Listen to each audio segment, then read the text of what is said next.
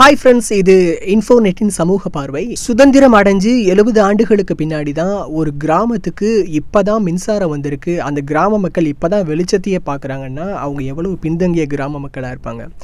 So அந்த தகவலை தான் இப்போ நீங்கள் கேட்க போகிறீங்க. மராட்டிய மாநிலம் காட்சிரோலி மாவட்டத்தில் கடைக்கோடியில் இருக்கிறது அம்தேலிங்கிற கிராமம்.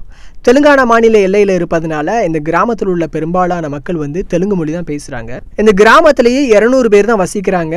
மலைப்பாங்கான பகுதி என்பதால் தேர்தல் நேரத்தில் மட்டும்தான் அரசியல்வாதிகள் இங்கே வந்துட்டு போவாங்களாம்.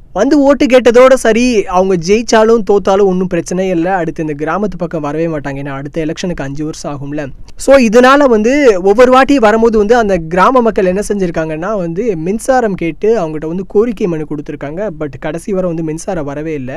இந்த நிலையில் அந்த மாவட்டத்தை சேர்ந்த ராஜி அம்பரீஷ் ராவ் மாவட்ட வளர்ச்சி நிதியிலிருந்து 45 லட்சம் ரூபாயை அம்தேலி கிராமத்திற்காக ஒதுக்கி இருந்தார். இதையடுத்து தான் அந்த கிராமத்தில் மின்சார வாரியம் மின்சாரம் இப்போ வழங்கியிருக்காங்க. ஸோ 70 வருஷத்துக்கு பின்னாடி அந்த கிராம மக்கள் மின்சாரத்தை பார்த்துருக்காங்க, வெளிச்சத்தில் இருக்காங்க.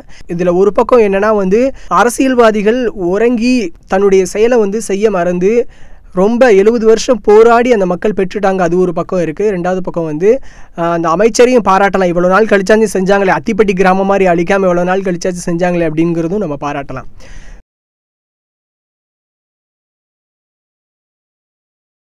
ஸோ இந்த செய்தி பிடிச்சிருந்தால் லைக் பண்ணுங்கள், உங்களுடைய கருத்துக்களை கமெண்ட் பாக்ஸில் எழுதுங்க, ஷேர் பண்ணுங்கள், எங்கள் சேனலை மறக்காமல் சப்ஸ்கிரைப் பண்ணுங்கள்.